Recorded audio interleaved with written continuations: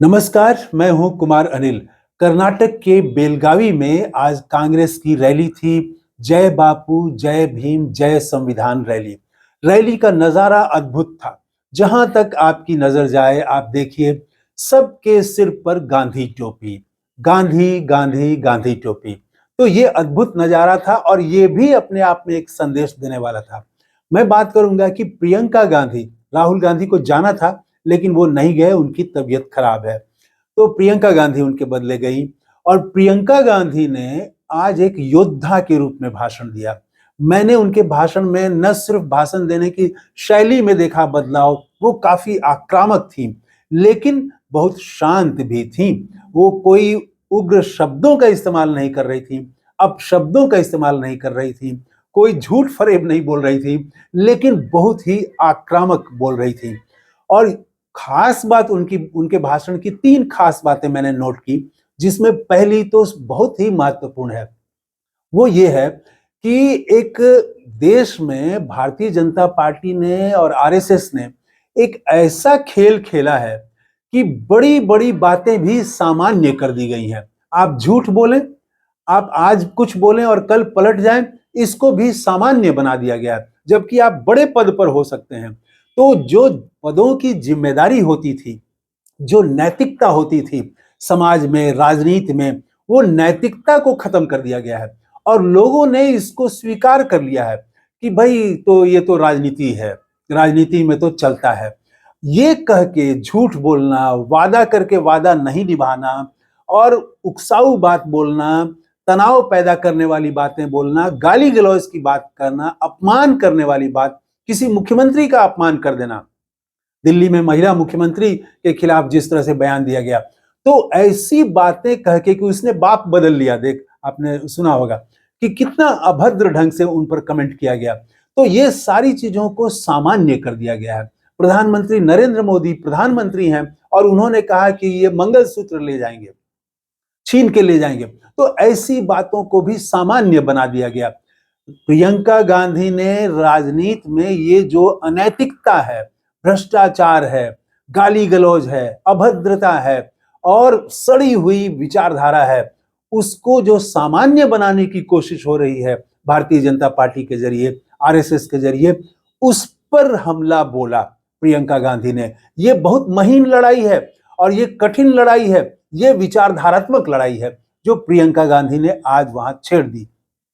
कैसे, इस पर हम आगे बात करेंगे।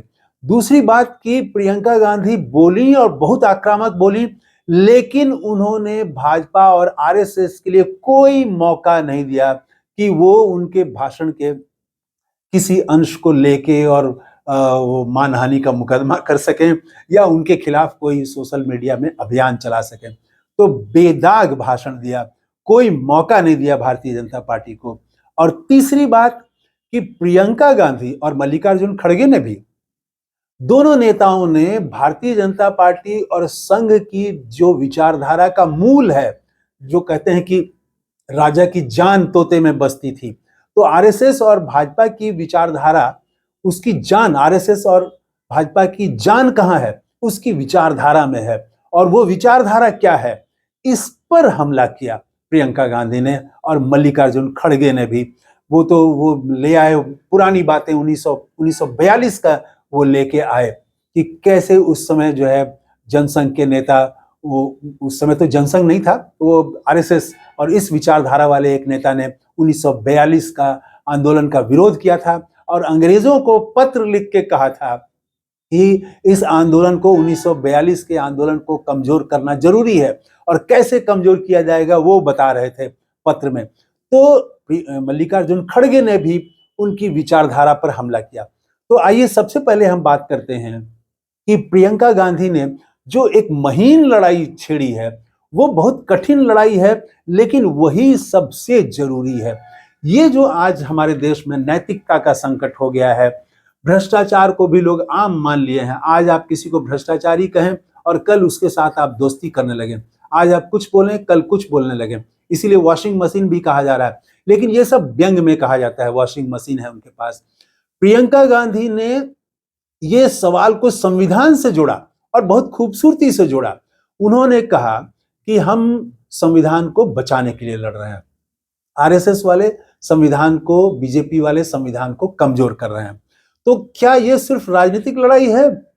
जो विभिन्न दलों में राजनीतिक लड़ाई चलती है, सिर्फ सामान्य लड़ाई है ये? और आपके जीवन को ये किसी तरह से प्रभावित करने वाली बात नहीं है? यहां पर वो बोली और अच्छा बोली। और फिर उन्होंने बताया कि संविधान की लड़ाई कोई राजनीतिक तू तू मैं नहीं है, जो विभिन्न दलों में तू तू मैं होता रहता है। एक आरोप लगाया, फिर वो कोई आरोप लगा दिया, इस तरह से सामान्य चीजें जो रोज बरोज राजनीति में चलती रहती हैं, वैसी बात नहीं है। संविधान क्या है, इसको उन्होंने लोगों के, आम लोगों के जीवन से जोड़ के बताया। और पहला जो उन्होंने कहा कि वो क्षमा करेंगे, वो कैसे, देखिए, उन्होंने कहा कि जब डॉक्टर अंबेडकर ने महिलाओं के अधिकार की बात की कि इसको संविधान में शामिल किया जाए, तो आरएसएस की विचारधारा के लोगों ने बाबा साहब का पुतला जलाया। महिला के अधिकार की जब बात बाबा साहब ने की, तो आरएसएस की विचारधारा वाले लोगों ने बाबा साहब का पुतला जलाया। अब देखिए कितना घेर दिया कि महिला विरोधी है, और उसको सिर्फ इतिहास की बात नहीं, अमूर्त ढंग से इतिहास की बात नहीं, बल्कि इतिहास को वर्तमान से जोड़ा प्रियंका गांधी ने, और ये बताने की कोशिश की कि ये लोग महिला विरोधी हैं। फिर प्रियंका गांधी ने कहा कि ये आरक्षण विरोधी हैं, और काफी जोर दिया उन्होंने आरक्षण और नौकरियों पर कि कैसे ये दलितों, पिछड़ों, आदिवासियों के विरुद्ध हैं, और ये लोग इसीलिए, चूंकि ये आरक्षण को पसंद नहीं करते हैं, चूंकि ये आरक्षण खत्म करना चाहते हैं, इसीलिए धीरे धीरे संविधान को कमजोर कर रहे हैं, क्योंकि संविधान जो है वो आरक्षण का अधिकार देता है, तो उसको कमजोर कर रहे हैं। फिर इसी तरह से एक एक करके आम लोगों के जीवन से कैसे संविधान जुड़ा हुआ है, वो उन्होंने बताया कि किसानों के लिए, कि किसान जब लड़ते हैं, लड़ने का अधिकार दिया, तो उसी तरह से बोलने का अधिकार दिया, अपनी बात रखने का, सरकार का विरोध करने का भी अधिकार दिया। ये सब संविधान हमारा अधिकार देता है। और भारतीय जनता पार्टी कैसे इसको कमजोर कर रही है, आरक्षण को खत्म करना चाहती है, पहला महिलाओं के विरुद्ध में है, डॉक्टर अंबेडकर का कैसे इन लोगों ने पुतला जलाया था। फिर कि ये किसानों के लिए 3 कानून लेके आ गए, और किसान 1 साल तक लड़ते रहे, 700 किसानों को शहादत देनी पड़ी, और तब 3 कानून वापस किए जब चुनाव आ गया सिर पर। इसी तरह से अन्य चीजें भी की, और फिर वो अर्थनीति पर भी आई कि कैसे आर्थिक संपदा जो है देश की, वो कुछ चंद घरानों में दी जा रही है, इसकी बात लेके आई। तो ये सब घेरते हुए वो असल में फिर ले आई कि इनका जो विचारधारा है, आरएसएस और बीजेपी की जो विचारधारा है, वहां पर भी ले आती हैं कि कैसे जो देश में आजादी की लड़ाई चली, उसी का वो पूरा, वो कहिए कि सार तत्व है, उसका इसेंस है ये संविधान। और ये लोग स्वतंत्रता आंदोलन के विरोधी थे, इसीलिए ये लोग संविधान को भी पसंद नहीं करते हैं, संविधान को भी खत्म करना चाहते हैं, और तिरंगे तक का अपमान किया, तिरंगे तक का अपमान किया, और संविधान को कहा कि ये तो विदेशी है। तो ये सब ले आके वो एकदम से लाइन खींच दे रही थी, बहुत मोटी लाइन खींच दे रही थी। चुनावी रैली तो थी नहीं, कोई वोट की अपील नहीं करनी है, जीत हार का सवाल नहीं, तब भी पूरी ताकत लगा के कांग्रेस ने वहां पर रैली की, और एक आरएसएस और बीजेपी की विचारधारा के खिलाफ ये विचारधारात्मक रैली थी, विचारधारा पर जोर देने के लिए ये सभा की गई थी। कांग्रेस ने ये अभियान देश भर में शुरू कर दिया है, जय बापू, जय भीम, जय संविधान रैली अनेक प्रांतों में हो रहे हैं, बिहार में भी, झारखंड में भी, मध्य प्रदेश में तो डॉक्टर अंबेडकर का जो जन्म स्थान है महू, वहां पर 27 जनवरी को होना है, और फिर वहां पर मल्लिकार्जुन खड़गे और राहुल गांधी को जाना है, और बड़ी तैयारी वहां पर रैली की चल रही है। तो ये जो देश भर में वैचारिक आंदोलन छेड़ा है, तो अब लोगों को पता चल रहा है कि कैसे और क्यों आरएसएस वाले शामिल नहीं थे। ये जो नई पीढ़ी नहीं जानती है आरएसएस का इतिहास, वो भी अब जान रही है। वो प्रियंका गांधी ने भी कहा, खड़गे साहब ने भी ये बात कही कि अमित शाह क्यों संसद में अपमान करते हैं डॉक्टर अंबेडकर का। देश में बहुत सारे गृह मंत्री हुए, बहुत सरकारें आई, विपक्ष की भी सरकार आई, लेकिन किसी भी सरकार के गृह मंत्री की ये हिम्मत नहीं हुई कि संसद में डॉक्टर अंबेडकर का अपमान कर सके, और ये अपमान अब हो रहा है। तो इस तरह से एकदम योद्धा की तरह आक्रामक ढंग से उन्होंने हमला किया। 1947 में आजादी नहीं मिली, इस पर आरएसएस को घेरा और बहुत ही आक्रामक अंदाज में।